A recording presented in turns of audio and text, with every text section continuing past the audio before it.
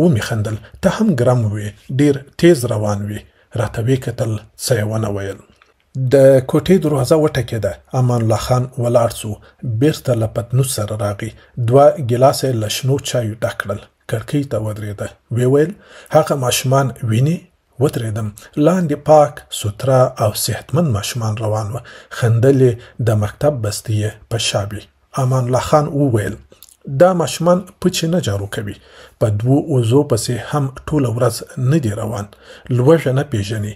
مکتب ته ځي، خاندي، تفریح لري، تلویزیون ته ګوري، غم نه ویني. د ټوپک ټک یې نه دی اورېدلی. روغ دی او له ژونده خوند اخلي. غلی سو. ویې ویل، د هغه دوکان تر مخ ناست بوډا زموږ ګاونډی دی. 45 کاله په یوه فابریکه کې کار وکړ. اوس قرار ناست دی. د تقاعد پیسې ورته راځي. نه زوی ته احتیاج دی، نه لمسو ته.